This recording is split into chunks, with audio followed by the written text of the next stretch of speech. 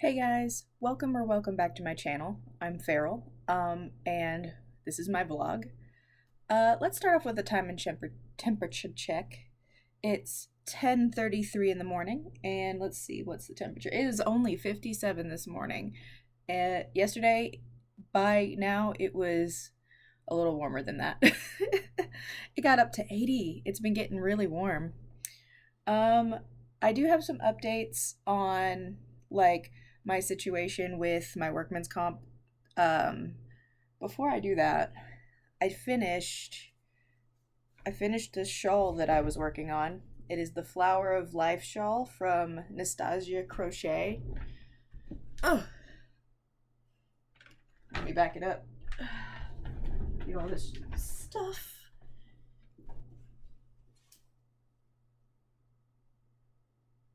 I think it's pretty. I really like I don't know, I really like the stitch. I don't really wear shawls that much, but when I do, it's kind of like this.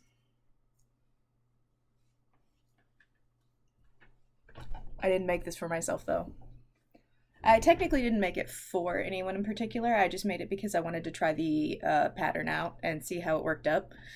Um, I've never tried anything that's like geometric, I guess. Um, so this was my first foray into it. I would say that if anybody else has been thinking about trying this, because Nastasia does a lot of like free patterns, I would say ambitious beginner level. Ambitious beginner. You know, like, because it is only like chain stitches. Um, and let's see. Yeah, I don't even think there's no single crochet even. So it's like chain stitches and increases is basically all you really do with the pattern. So, pretty simple. Um let's see. Mm. I had a phone call the other day. So the phone call that I think I talked about in my other blog was with a nurse from the surgery place, which was, I thought, the phone call that I had scheduled. I thought that was the only phone call I had. But then later in the evening, like after 5 p.m., I got a call from a nurse through the Zenith, which I thought it was like the same nurse situation, but it wasn't. And he was like, I'm sorry that I missed our 10 a.m. phone appointment. Our phone appointment was not for 10 a.m. I told him anytime between 11 and 5 would work, and he called me after 5. Classic for this company, just so classic. But this is a new person. I still have my original adjuster, and since they're both actively working on my case, I'm not going to name them like I did Allison. But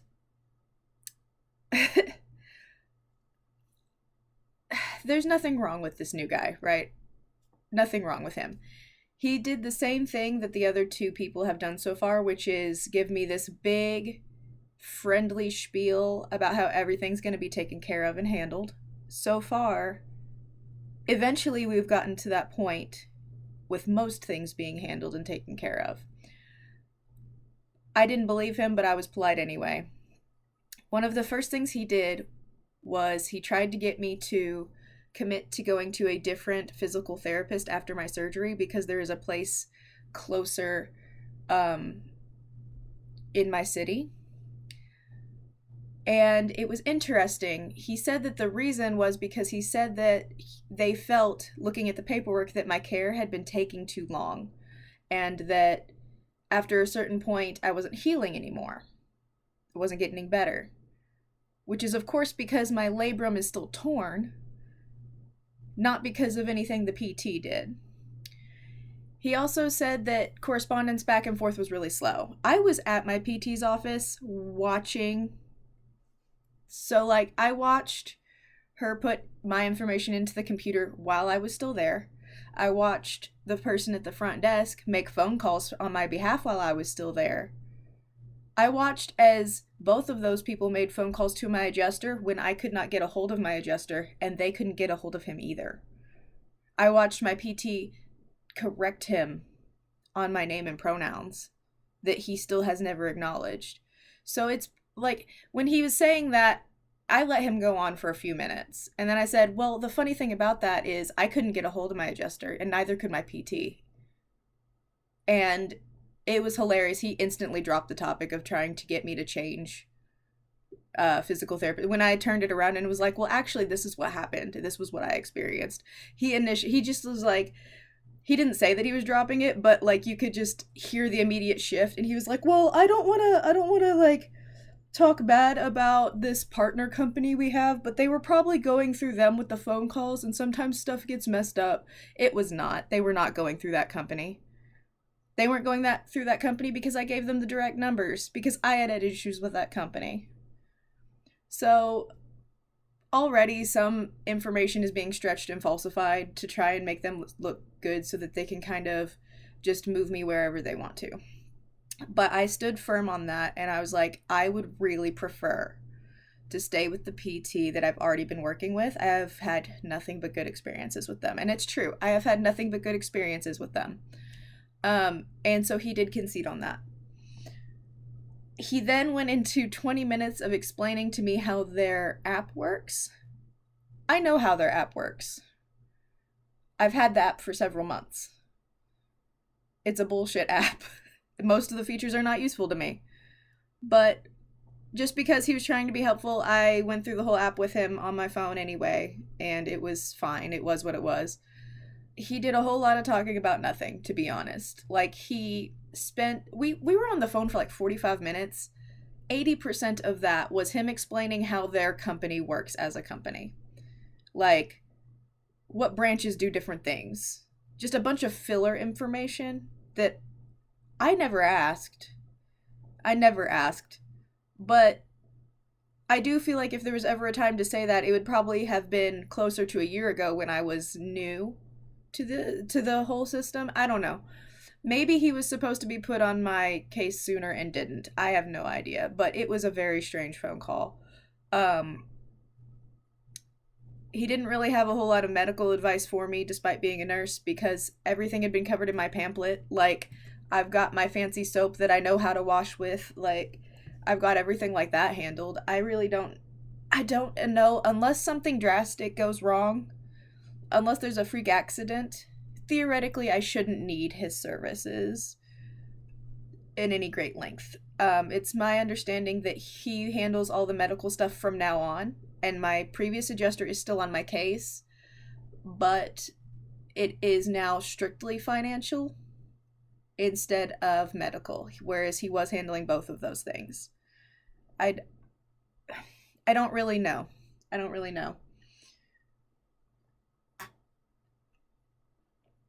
It seems like it's always been his specialty to do the financial stuff, which makes me wonder why he was ever doing any of the medical stuff. Makes me wonder if that's not why it took so long to get everything done in the first place, was because he normally doesn't do that. I'm not sure. Every new person that I meet through this company only leads me to more questions. And all the doctors and specialists that I have seen have all said that unfortunately this is a common case where everything is confusing. Everything either feels like they're trying to rush you or they're trying to essentially just throw you off to the wayside and nothing makes sense. Yeah, I have no idea. Very strange. He just really felt like he had negative things to say, and I was not going to put up with that for any amount of time. It was ridiculous.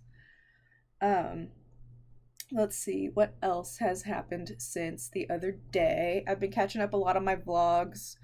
Well, not like making vlogs, but watching them. I've been watching a lot of vlogs. I've been watching a lot of like commentary channels. Peter Mon, of course. I'm always watching Peter. I think I watched Swoop.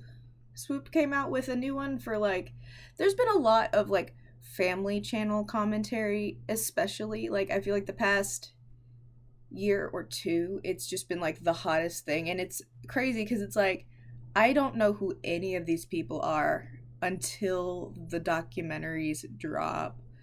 Except for Ash Trevino. I did hear about Ash Trevino through just like scrolling my TikTok, which is crazy because I only watch like arts and crafts and like little dogs and cats and animals. I don't know. But I got her naturally through the grapevine. Horrifying people, by the way. Like family vloggers and like the drama vloggers. I have no idea like where they even originate from, like what built them up to be this type of personality, but it's just weird. Everybody's out there endangering kids is what it seems like. Very intense. And it's like it is drama that is interesting to watch, but also not all of it is drama because sometimes it is like really sad situations that these children are in, and it makes me really upset. Cuz like I knew that I was never going to be able to like really provide for a child, nor did I want to. I thought about it. I thought about it long and hard, and I just am like, why are so many people not only choosing to exploit the children they have for views, why are they then insisting on having more children that they can do the same thing with over and over again? Like, I just, no. How to get left in a home when you're old 101. Traumatize your children. I don't get it at all.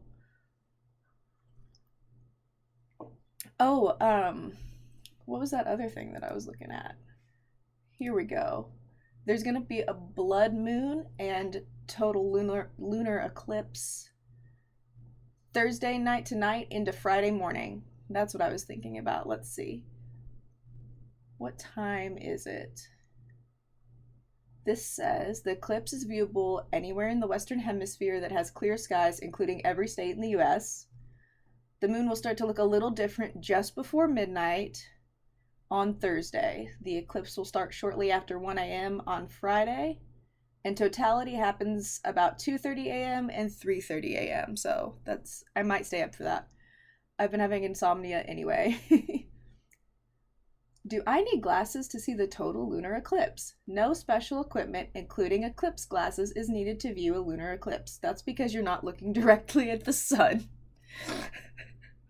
I'm not making fun of anybody that didn't know that. I'm just thinking that if you don't look directly at the fucking sun, you idiot, that's how the article read to me. Telescopes and binoculars aren't necessary, but they will give you a better view. So will moving away from bright light. How to photograph the red moon with a phone.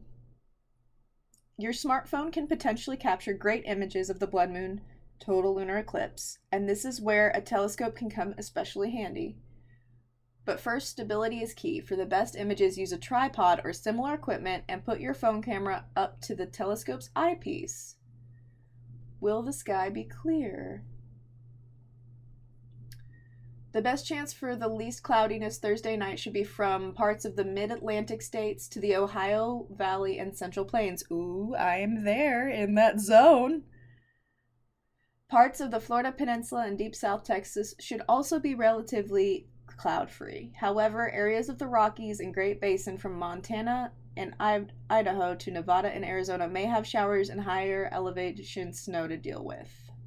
Also, a veil of high clouds could blanket the northern tier from Dakota to New England. Oh, and then a partial solar eclipse on April 29th will block out part of the sun. It will be visible for a short time in parts of the northeast. That's exciting. That's fun. I love a celestial moment. I wonder if I'm gonna stay up for that. I've been having anxiety, not anxiety. Yeah, well, I have been having anxiety. I've been having insomnia. I don't think it's worsened by my anxiety, but I don't know. Like last night I kind of went to bed early. I went to bed at like 2.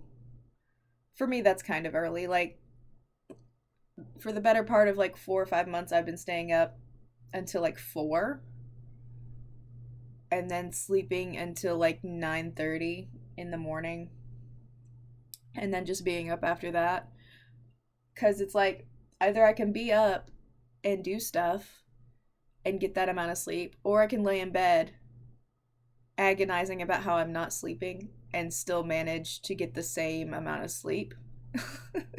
And it turns out when I stay up a little bit longer, my mind actually gets more tired and then I can actually sleep. So I'd rather have those short hours, like, I'd rather have those be quality hours of sleep than just try and force myself and have it never work. Like, I've been dealing with this since I was a child. I know that sometimes I'm just not ready to go to sleep. So I might be up for that. I may be awake. Oh, this is making me warm because I'm inside. Um, I think that might be all I had for today. We got our cats a new cat tree for our basement cats. Um, it's cute. It's like really bright green. Oh yeah, my leaf. The leaf is coming on. Coming on strong, the third leaf. See it? I'm so excited. I'm so proud. I'm so proud of my plant. This little nubbin right here was a second leaf. Before I cut off the original roots so that it could sprout non-mushy gross ones.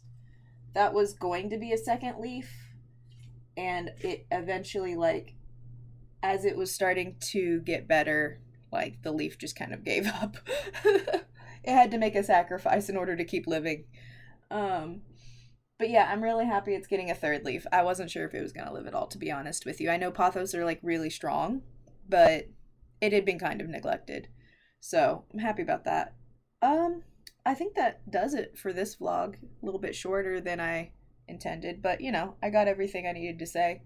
So yeah, thanks for watching. Like if you liked it, dislike if you didn't.